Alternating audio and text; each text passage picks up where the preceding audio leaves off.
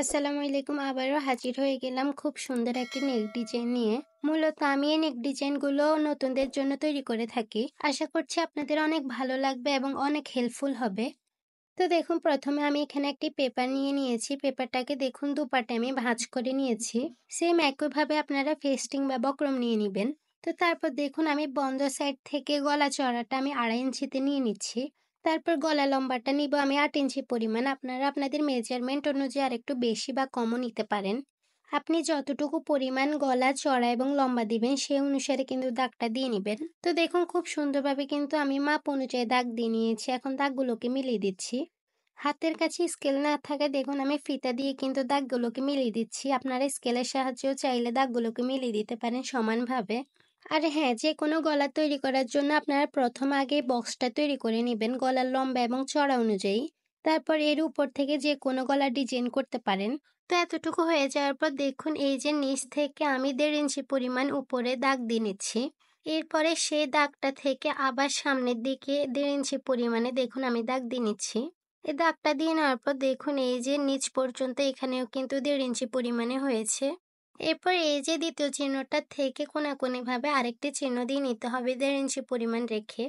তারপর আবার দেখুন, এই দাগটা থেকে ধরে আমি 1.5 ইঞ্চিতে আবার দাগ দিয়ে নিয়েছি এবং উপর থেকে আমাদের বাকি রয়েছে 3.5 ইঞ্চি পরিমাণ।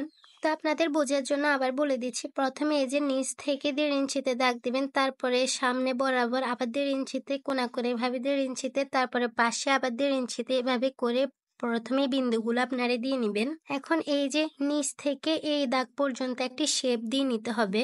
দেখুন, আমি খুব সুন্দরভাবে কিন্তু এই শেপটা দিয়ে নিয়েছি এই দাগ পর্যন্ত।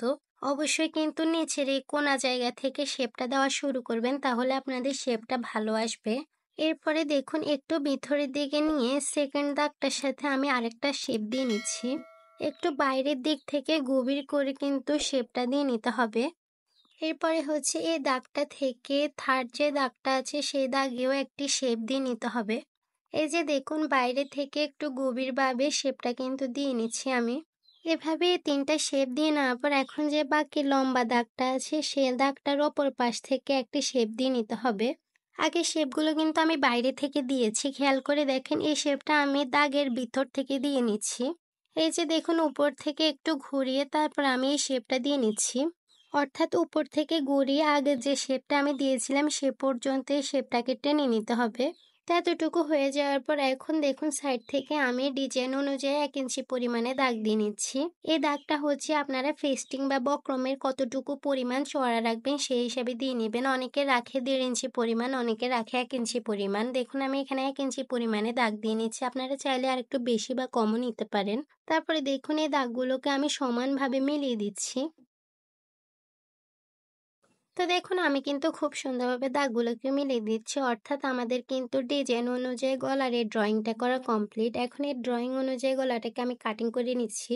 তো এই পর্যায়ে বলে রাখি, আমার চ্যানেলে নতুন হয়ে থাকলে অবশ্যই আমার চ্যানেলকে সাবস্ক্রাইব করে পাশে থাকা বেল বাটনটি অল দিয়ে ক্লিক করে রাখবেন, যাতে আমি নতুন কোনো ভিডিও আপলোড করার সাথে সাথে তার নোটিফিকেশন আপনাদের কাছে চলে যায়। আর যারা অলরেডি সাবস্ক্রাইব করেছেন তাদেরকে অসংখ্য ধন্যবাদ। তো দেখুন, ডিজাইন অনুযায়ী কিন্তু আমি গলাটাকে কাটিং করে নিয়েছি খুব সুন্দরভাবে। তারপরে সাইড থেকে যে চওড়া যে দাগটা আমি দিয়েছিলাম সেই দাগের এই যে সাইড থেকে আমি দাগ অনুযায়ী কাটিংটা করে নিচ্ছি। অবশ্যই কিন্তু যেভাবে যেভাবে আপনারা দাগগুলো দিবেন সেই অনুযায়ী কিন্তু কাটিং করে নেবেন, না হলে কিন্তু গলাটা আঁকা বাঁকা হয়ে যাবে আর দেখতেও ভালো লাগবে না।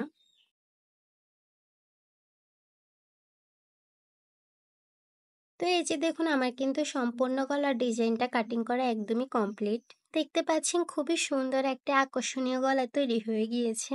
এই গলার ডিজাইনটা যদি আপনারা আপনাদের সাধারণ কোনো পোশাকে বসান তাহলে এই পোশাকটা কিন্তু আরো বেশি আকর্ষণীয় হয়ে যাবে। তো আজকের ভিডিওটি এই পর্যন্ত। ভিডিওটি যদি ভালো লাগে অবশ্যই কিন্তু লাইক, কমেন্ট, শেয়ার করতে ভুলবেন না। আল্লাহ হাফেজ।